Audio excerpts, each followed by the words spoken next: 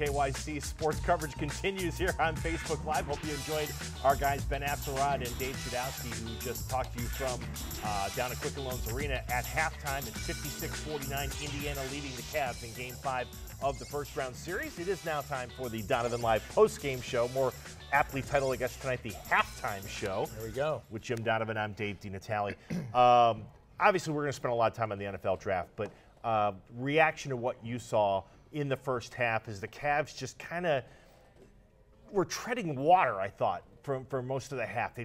They would fall behind by 13 or fall behind by 9 and then come back and tread water and be close and then fall behind again, and that's kind of where they're at right now. You know, I'm going to talk about the feeling in the building before the game, and it was really a feeling of assumption and people just assuming that the Cavs are going to probably win and coast to a win tonight, even though the series has been difficult all the way through. Right. Okay, whether they won the 2 games they won and certainly the 2 games they lost, still there was that feeling of, this is before the game now, that, hey, listen, they got them now. As long as they won Sunday night and rallied, it's, you know, now they're going to put them away.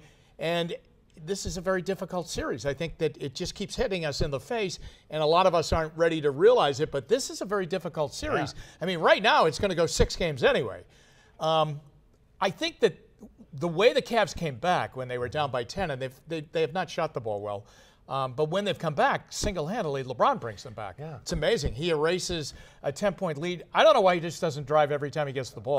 Yeah, I mean, it seems very simplistic, and I would put the 25 coaches they have on the bench out of work. But, I mean, it seems pretty easy to me that the Pacers cannot stop him when he gets the ball and he just decides he's going to go inside and score. I mean, they could try and stop him, but they'll put him at the foul line. Maybe that's the way to do it if you're defending the Cavaliers. But Indiana is a team that, you know, I was talking to some of the Pacer broadcasting people before the game, and they said, listen, there's no fear in the Pacers. The Pacers do not. They feel like it's been a fun ride. Yep. It's been a year where nobody expected this, especially when Paul George left. Everyone thought there'd be a lottery team for sure, that, you know, they'd be one of these teams that was wrecked by a superstar leaving, and it's been anything but that. Yeah, they've been impressive. LeBron, so they're playing with house money. Yeah, LeBron has 20 points in 19 minutes in the first half, so they actually were able to get him 5 minutes of game rest, so to speak. And when he went out, the lead would go right up. Yeah. So. Kevin Love has 9, Kyle Korver has 8, but, I mean, it's one of those Jim Donovan 45-point night games, you know, in order to win. That's just the way it looks right now. So, obviously, we'll keep you posted. We'll have post-game coverage right back here on Facebook Live as well as the second half gets underway here momentarily. Now, you mentioned to me while you were down at the Q and you're doing the Channel 3 Sports at 6 and people are talking to you. The most common question was not, how do you think LeBron's going to do tonight? No. What do you think about Kevin Love and that finger injury? What do you think about Melky Cabrera, the officially signing with the Indians next door? No. All about tomorrow, NFL draft, Cleveland Browns. It continues to amaze me, and I don't know why it continues to amaze me. Some 34 years here in Cleveland that I've lived here now, but it really does continue to amaze me. In particular, with the football that has been played here the last 2 years, that the Browns continue to be forgiven so quickly, and there is so much hope for them.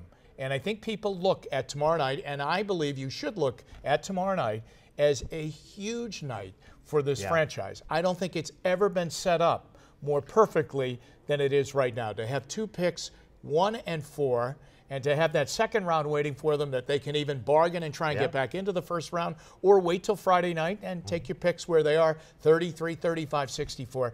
I mean, just in those 2 rounds, do you know what they can do if they hit on these picks is franchise changing. Yes. And this is, I really believe, this is the payoff for being 1 and 31 over the last 2 years, because this was the year that they always pointed to. I went back and just for fun, it was my job, but just for fun, I went back and since you've been the voice of the Browns, since 1999, what were the 4 biggest blunder years for the Cleveland Browns in the draft? One was, of course, the top one was, in my mind, 2014. We've talked about it on the show a number of times. Justin Gilbert, Johnny Manziel. You had optimum players there available, and the end result is you get a guy in Gilbert who coach never even had a chance to talk to and meet or get to know. And then obviously Manziel, who was a dysfunctional part of a hugely dysfunctional time. I look back at Gerard Warren when the Browns could have drafted, amongst others, LaDainian Tomlinson or Richard Seymour. They went with big money, the nicest player ever arrested by the Pittsburgh police, according to Carmen Policy. 2011, which was the year the Browns had the 6th overall pick and opted not to take Julio Jones, J.J. Watt. They moved down from 6 to, I think it was 26 in a trade with the Falcons, then moved up a couple of spots to take Phil Taylor. And none of the residuals from that trade amounted to anything. And then, of course, I also picked 2 years ago when the Browns came in with the 2nd overall pick, could have had Carson Wentz, opted out of it, could have had Joey Bosa, Ezekiel Elliott, blah, blah, blah, opted out of it. I brought all that up here, Jimmy, because we've seen the bad. But like you just laid out, this could be the 26th of April 2018. That's when it gets turned around, right then and there. The seeds could be planted for everything to take root. Yeah, and everything has taken root, and some things have taken root. And I think there's been a legitimacy given back to the franchise by bringing in John Dorsey, and then the guys that John Dorsey brought with him. Right. Scouts from Kansas City, Elliott Wolf, Alonzo Highsmith, Scott McLuhan to come in and give a voice that, an opinion that is, this is a guy that's not afraid to give his opinion. He was a general manager before. So, I mean, he's coming in, he's lending his expertise to it. So I think they're in good hands. Those are good football people, and I underline football 2 or 3 times because that is important. When you bring up the Gerard Warren draft, I hope that you give me a moment here to tell you how Butch Davis drafted. Yeah. And this is, I mean, behind all of those drafts that you talk about, there are amazing dysfunctional stories. But the Butch Davis drafts, Butch Davis, if you follow a trail of evidence, he drafted players that he recruited or coached. Or coached against. Okay? Gerard Warren, he recruited him, didn't get him. He coached against him when Miami played Florida. He was comfortable with him. Jeff Fain. When he drafted Jeff Fain at center, okay? Remember, they had a kid, Melvin Fowler. Okay, but he drafted around that, and he drafted Jeff Fain. Jeff Fain went to Notre Dame. Miami played Notre Dame. Butch recruited Jeff Fain because he was from the Florida area, and that was how that was done. That is an absolutely insane. You're cutting off. You're cutting off 49 states. 75% of the country. I mean, there are more states, blue and red, in the Electoral College than there were that Butch would look at. So, I mean, that's just one of the pieces to the puzzle, and of course the Manziel drafting and how that was all done. God knows how that was done. I mean, they could write a book about that. Someone should write a book about a kiss and tell book about that particular night in that particular war room and how those decisions came to be. This is different, but now we got to see the payoff. And the payoff is he's got to nail these picks.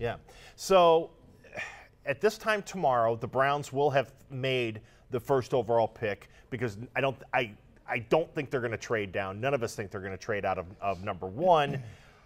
You expect, despite everything that's been blown around and Mayfield and Allen and whatever, you still are standing by right now. Sam Darnold is the guy that you believe will be called by Commissioner Roger Goodell as the 1st overall pick in the 2018 draft. I do. I do, and I think it's been Darnold. If it is indeed Darnold, I think it's been Darnold for a long time. And I think they've gone through the process, and it's been a long process, and it certainly involved all of the other guys, especially the 3 others who are up at the top of the draft: Rosen, Mayfield, and Allen. And I really do, and I think they took a good, long, hard look at it. But they put so much work into Darnold. It just seems to me that every time they had a little bit more to do on somebody, it was to do on Darnold. That tells me that they're more than intrigued by him. He's a very safe choice, and he's a good choice. He's a really good quarterback. The thing is with these guys is that everybody picks apart their pimples and warts. Right. You know, in the last couple of days leading up to the draft, this kid won a lot of games. He won a lot of big games. Yeah. He played in a big program. He played in a pro offense. Yes. Okay. You know, he's only 20 years old. Yeah. And you're not expecting him to play next year at all. And he's okay with that. I mean, you know, he wants to compete, he wants to learn, sure. but he also wants to be ready when he goes out on the field and not go out there prematurely, because we've seen that act here in Cleveland. A lot. I still think it's him. There's a lot of talk about Baker Mayfield. He's the Yes. sexy name leading into the draft because there's so much that goes with him. He's a great story. Right. I mean, he really is. He's also 23 years old. Yes. Okay. He also played in the Big 12. He also played in a funky offense. I mean, that's a true spread offense. You know, a lot of people think that he's destined to be with the Jets. He thinks he's going to the Jets. Right. From all, it sounds like, you know, he thinks he's either going to New York or Buffalo, or, you know, via trade. It doesn't. I mean, I don't know, Jim. I just when you add what you just said from a schematic on the field fit. I don't think it's there. The age is an issue. I think he wants to go and compete to be a starter. That's not a reality in Cleveland.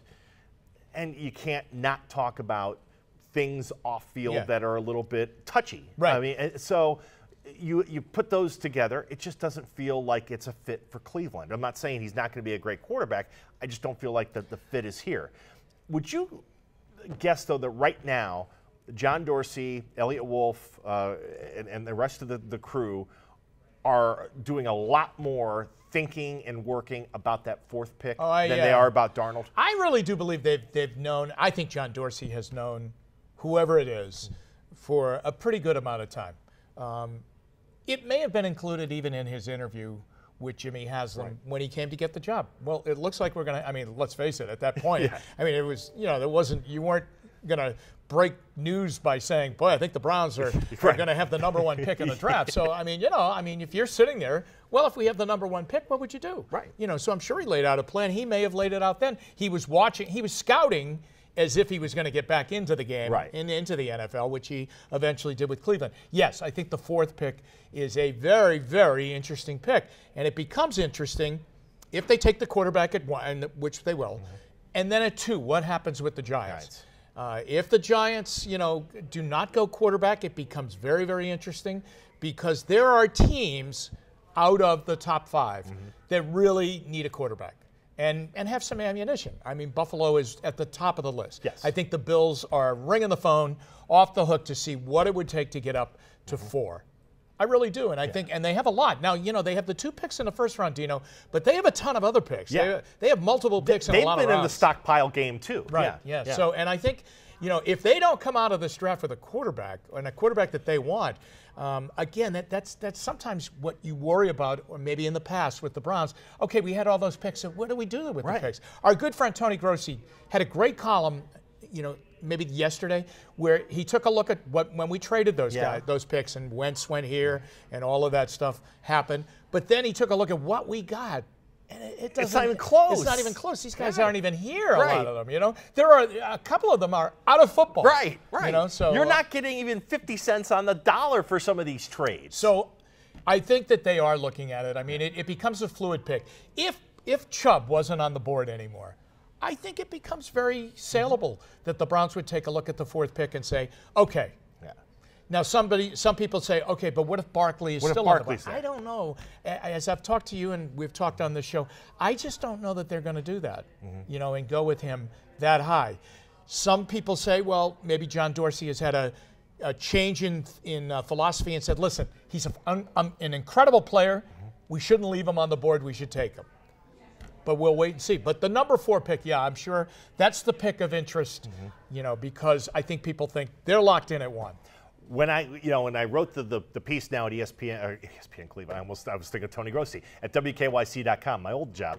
But when I wrote the piece now at WKYC.com, I was looking at a lot of these trade down scenarios that happened in the past. Like when the Browns moved from Julio Jones at 6, they went all the way down to 26. Last year they had the 12th pick with They were all set, at 12, and they moved down to like 22 or 20, whatever it was, to take Peppers. How far down is too far down if you're John Dorsey and you have a trade in front of you? Is 12 too far down? I think 12 might be the line. Yeah. Okay. I mean, Miami at 11 could want to go up and grab a quarterback. Arizona doesn't seem to have the ammunition to get up as high as Buffalo would.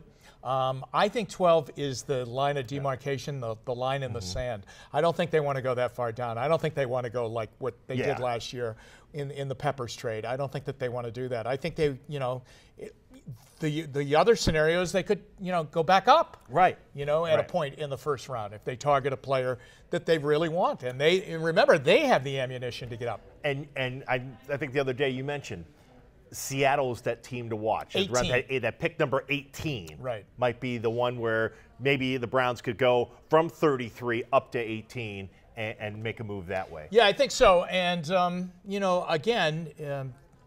Corey Coleman is an interesting story. I don't know if they're pleased with what they've seen in him. I don't know if they're pleased with what they hear about him or when they've been around him. He would become an interesting piece as part of a trade that would eliminate you somehow giving up, draft picks. Right. If you're going to move up to 18, for instance, you're going to give up something. It's a first-round pick, but maybe you can alleviate some of the draft picks that you would have to give up by putting Coleman in the deal. He might be available. And, of course, we also know What about Jamar Taylor? Yeah, I think he is available. I think he's definitely available. But, again, you have to draft somebody. They'll draft a cornerback. All right, this is kind of to put a bow on it. You'll have a piece about it tomorrow on Channel 3 News at 6. You're going to be in Berea all night tomorrow. Yes. I'll be here. We'll talk more about that in a second. But if you could give John Dorsey a piece of advice, he comes to you and says, boy, Jimmy, you've been here for 30-plus years. Right. You're about to start your 20th year as the voice of the Browns. Right. What do you think I should do? I think that we're at the point we need players, okay? And I think the days of us, grabbing picks and waiting already for next year tomorrow night. Yeah. Like, for instance, if you made a trade tomorrow night, you're saying, well, remember now, we have Buffalo's first next year. See, I think we're at the point you need players. Yes. And I think you've made the pitch to these players that you've brought in here. Right. We're going to win. We're trying to win right now. We want to change the culture. We want to win. Draft picks don't do that. When they're just picks, when they're numbered picks. You use the draft picks to get players. It's time to get players. Yes. It's time to get players. It's time to get players, and time to get players that can play. And that's what's facing John Dorsey when he and the Browns go to work tomorrow night. All right. Reminder again, we'll have full coverage at WKYC.com. We'll be writing about it throughout the night and into tomorrow. And then Jimmy will be out in Berea for Channel 3 News at 6, for Donovan Live at 7. And then 7:30, you come right here to Facebook Live and also to WKYC.com. We will have our special draft show. I'll be hosting it with Matt Florjancic, Steve Sanders. Jimmy will join us. Ben Axelrod's going to be down at the Muni lot. Stephanie Metzger is going to be running kind of our social media board. So we're going to have you covered. We'll let you know what's happening. That's all tomorrow. Cannot wait. Hope you'll join us then for our full draft coverage. Quick check on the Cavs before we sign off. It's a 1-point lead for Indiana, 59-58, just under 8 minutes to go in quarter number 3. Again, we'll have full coverage of the Cavs game tonight, Channel 3 News at 11 with Jimmy. The Cavs just took the lead. Very nice, very nice. Jimmy, enjoy I will. Draft night tomorrow, my friend. I hope I will. Yes, me too. You and me both, my friend. And we will talk throughout the evening, and we'll talk to you tomorrow again as the NFL Draft will get underway then. For Jim Donovan, I'm Dave DiNatale. For our great director, David Herviton, thank you for watching the Donovan Live postgame show right here on WKYC's Facebook Live.